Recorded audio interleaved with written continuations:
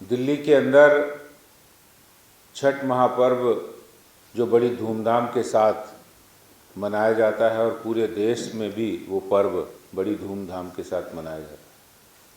सबसे पहले तो मैं सभी पूर्वांचल वासियों को और छठ व्रतधारियों को बहुत हार्दिक शुभकामनाएं और मंगल कामनाएं करता हूं।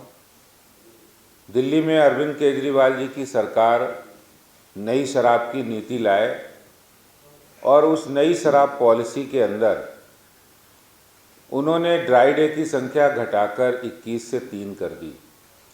जो हिंदुओं के त्यौहार हो, सिखों के त्यौहार हो, मुसलमानों के त्यौहार हो, जिन त्योहारों पर शराब की बेचने की पाबंदी थी, उन त्योहारों पर खुलेआम शराब बिके और त्यौहार की पवित्रता भंग हो, इसके लिए उन्होंने नई शराब पॉलिसी में शराब के चंद ठेकेदारों के फ़ायदे के लिए, माफिया के फ़ायदे के लिए उन्होंने ये काम किया, ताकि त्यौहार के दिन लोग जब छुट्टी में मना रहे होते हैं, जब त्यौहार मना रहे होते हैं, उस समय वो अधिक से अधिक शराब खरीद कर माहौल को खराब हो सकता है, होता है।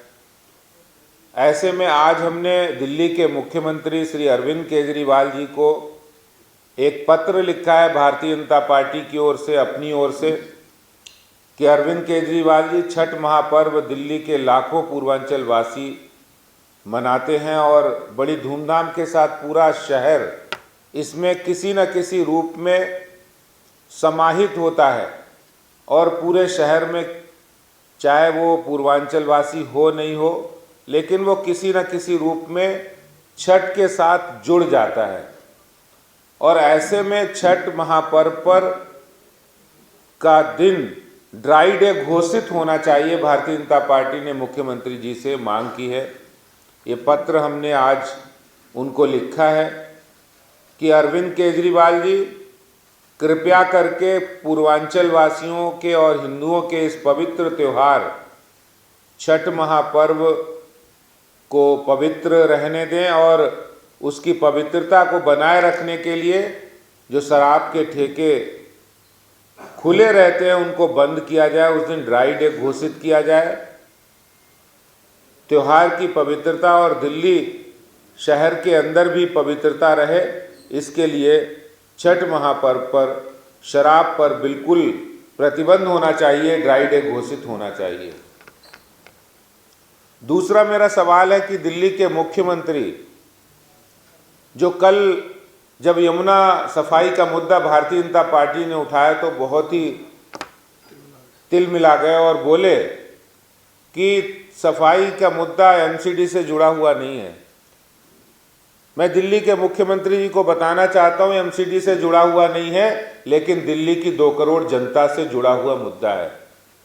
ये वो मुद्दा है जिस पर आपने ताल ठोक कर 8 बार दिल्ली की जनता के सामने आए, हर चुनाव से पहले आकर, और ये कहा कि हम अगले चुनाव तक यमुना मैया को साफ कर देंगे, यमुना नदी साफ हो जाएगी, दिल्ली का हर नागरिक वहाँ डुबकी लगा सकता है, नहा सकता है, वहाँ घाटों का इंतजाम स्वच्छ कर देंगे, तो देखने लायक तस्वीर बनेगी।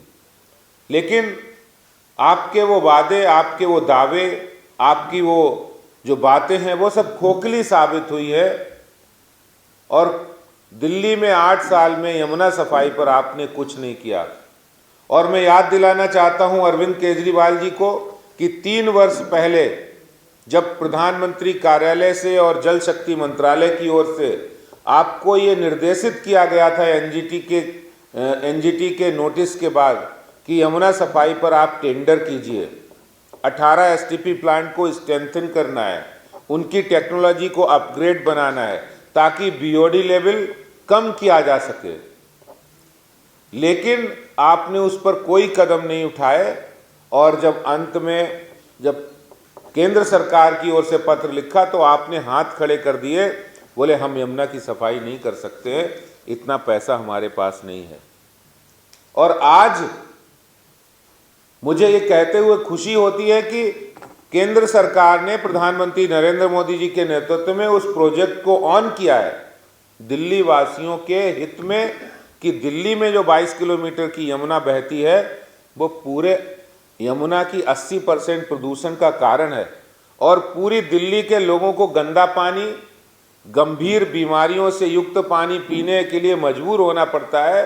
इस यमुना नदी को साफ करने की जिम्मेदारी उन्होंने ली और आपको 2419 करोड़ रुपए दिल्ली को यमुना सफाई के लिए दिए, एसटीपी प्लांट लगाने के लिए।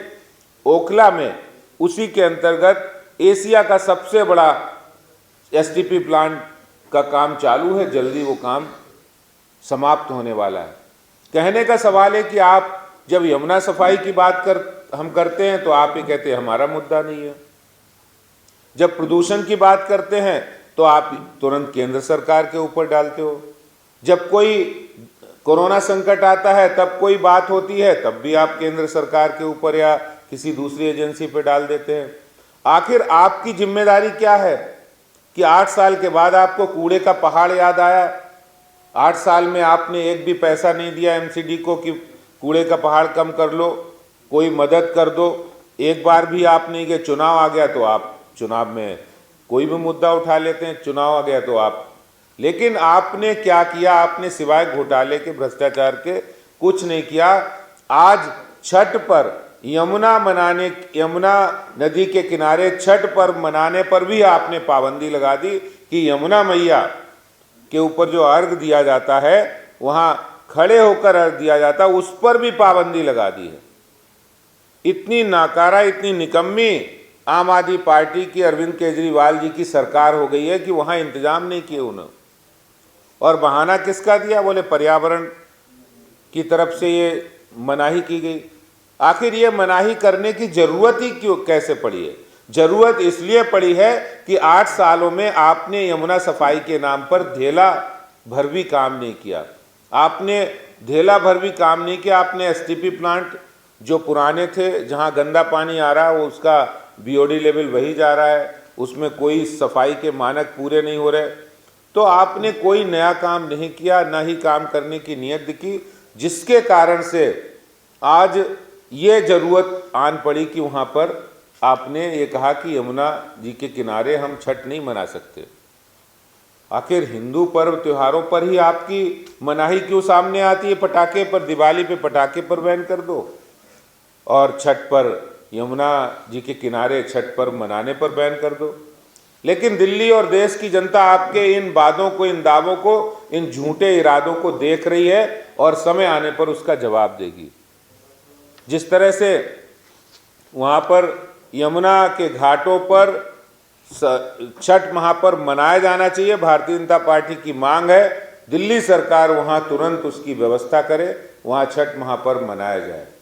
मेरा दूसरा कहना है कि जिस तरह आज गोपाल राय, जो दिल्ली की आम आदमी पार्टी के अध्यक्ष है और पर्यावरण मंत्री है, उन्होंने कहा कि एलजी साहब ने वो मना कर दिया है कि ऑड इवन उसकी फाइल को मंजूरी नहीं दी है। यानी इनके मंत्री, इनके मुख्यमंत्री, इनके नेता कितना झूठ बोल सकते हैं, ये इस पत्र से जाहिर होता है, जिसमें उन्होंने कहा कि ये जो हम लागू करने वाले थे 28 तारीख से, उसको लागू नहीं कर पाए क्योंकि एलजी साहब ने उस फाइल पर साइन ही नहीं किए। जबकि ये बात बिल्कुल सरासर गलत है, क्योंकि उस फाइल के अंदर उन्होंने लिखा है सीधे, मैं आपको ये फाइल का नोट भी पढ़ा देता हूं जो गोपाल राय के साइन से है। Off and there were no objections on that from any of the departments during the last 2 occasions. It gives the impression that the present approach of the officials is unsolicited and the sole purpose to stall the initiative, which is purely in the interest of public health of the resident of the capital city. आगे जो बात करते हैं, in view of considering the importance and the urgency, it is proposed that the matter may be placed before the Honorable LG of Delhi for issuing explicit directions to the officers of concerned department to immediately deploy 2,500 civil defense volunteers implement the scheme red light on Gadi Off campaign during the winter, latest by 31st October. 31st अक्टूबर की आप date कहते हैं और आप ये कहते हैं कि हमने 28 रखी थी और एलजी साहब ने इसकी परमिशन नहीं दी है। ये बिल्कुल सरासर झूठ है, झूठ के तथ्यों पर आधारित है कि दिल्ली में आम आदमी पार्टी सरकार का एक प्रमुख मंत्री जो आम आदमी पार्टी का अध्यक्ष भी है, गोपाल राय जी भी झूठ बोलते हैं। वो कह रहे 28 तारीख को हम लागू करने वाले थे और 31 की डेट देते हैं और एलजी साहब ने कोई भी इस पर मनाही नहीं की। ये झूठ भी आज उनका पकड़ा गया है। एक नहीं अनेक झूठ हमने पकड़े हैं, जनता के सामने लाए हैं कि किस तरह ये झूठ बोलना, तोड़ मरोड़ कर बातें पेश करना इनका पुरानी आदत है। ये आज मैंने आपके सामने रखा है। बहुत बहुत धन्यवाद। हमने जो विषय रखे, पहला विषय छठ महापर्व पर दिल्ली के अंदर ड्राई डे घोषित होना चाहिए। दूसरी हमने बात जो कही है कि दिल्ली में यमुना सफाई पर आम आदमी पार्टी सरकार ने 8 वर्षों में कुछ नहीं किया और अब आप पर्यावरण का बहाना लेकर यमुना नदी पर छठ महापर्व मनाने की जो पाबंदी लगाई है उसको हटाया जाए और वहां पर छठ महापर्व मनाई जाए। तीसरा बड़ा एक झूठ गोपाल राय जी का पकड़ा है जो उन्होंने कहा है कि एलजी साहब ने हमें मना किया है कि हम ड्राई डे की गाड़ी ऑड और इवन की परमिशन नहीं देंगे, जिसके बारे में हमने पत्र दिखाया कि उन्होंने पत्र में 31 अक्टूबर लिखा है और आज उनका स्टेटमेंट आया कि हमने 28 अक्टूबर से हम ये बात को लागू करने वाले थे। जब आपने 31 अक्टूबर उसमें लास्ट डेट रखी थी लेटेस्ट, तो आपने 28 अक्टूबर का जो स्टेटमेंट दिया वो सरासर गलत है। ये 3 बातें मैं आपके बीच रखना था। बहुत बहुत धन्यवाद। देखिए ये इन्होंने जो पत्र लिखा है वो 11/10 का है, 11 अक्टूबर का पत्र लिखा। फिर आपने जानकारी किसको दी है? अगर आपने एक करस्पॉन्डेंस किया है तो नेक्स्ट करस्पॉन्डेंस अगर किया हो तो आप बताइए, दिखाइए करस्पॉन्डेंस। कि वहाँ जो दिल्ली सरकार के अधिकारी हैं उन्होंने वहाँ बोर्ड लगा रखे हैं। दूसरा नहीं, वहाँ पर हमारे छठ समितियाँ हमारे पास आई हैं और उन छठ समितियों ने कहा कि वहाँ अधिकारी हमें मनाने नहीं दे रहे। अगर मनाने के लिए इंतजाम भी करने पड़ते हैं, वहाँ बैरिकेड लगाने पड़ते हैं जो सरकार ने नहीं लगाए। अगर बैरिकेड नहीं लगाएंगे और कोई गहरे पानी में चला गया तो दुर्घटनाएं हो सकती हैं। तो सरकारी इंतजाम भी तो बहुत ज़रूरी है। एक बहुत महत्वपूर्ण और गंभीर मसला है कि अपनी नाकामी छुपाने के लिए अरविंद केजरीवाल जी, जिस तरह समाचार पत्रों में आता है, न्यूज़ चैनल की ओर से भी यमुना में झाग आ रहा है, उस झाग को कम करने के लिए इन्होंने नियम के विरुद्ध जाकर वहाँ एक सिलिकॉन डिफोमर नाम के जहरीले केमिकल का इस्तेमाल करके उस फोम को समाप्त करने का काम किया ताकि मीडिया इस बात को नहीं दिखा पाए कि अरविंद केजरीवाल सरकार ने यमुना सफाई पर कुछ नहीं किया। ये और ज़्यादा घातक है क्योंकि उससे त्वचा संबंधित बीमारियां भी होती हैं जो डॉक्टर्स और विशेषज्ञ कह रहे हैं। ये एक बहुत गलत काम उन्होंने अपनी नाकामी छुपाने के लिए किया है। बिल्कुल उन्होंने क्या किया, चालाकी से नई पॉलिसी तो ले ली है, लेकिन ड्राई डे की संख्या जो उन्होंने घटाई थी उन सारे L1 लाइसेंस होल्डर और शराब के ठेकेदारों को फ़ायदा पहुंचाने के लिए वो उन्होंने वापस नहीं ली। ड्राई डे की संख्या वापस आके 21 होनी चाहिए और छठ महापर्व पर ड्राई डे घोषित होना चाहिए। देखिए ये कभी भी वो कोई भी बात स्टेटमेंट दे सकते हैं। मैं विशेषज्ञों की टिप्पणी के आधार पर बोल रहा हूँ। सिलिकॉन डिफोमर एक जहरीला केमिकल है जो कि यमुना में अगर उन्होंने फोम मिटाने के लिए डाला तो इससे यमुना के पानी की गुणवत्ता पर असर पड़ता है और उससे बीमारियां होती हैं त्वचा संबंधित।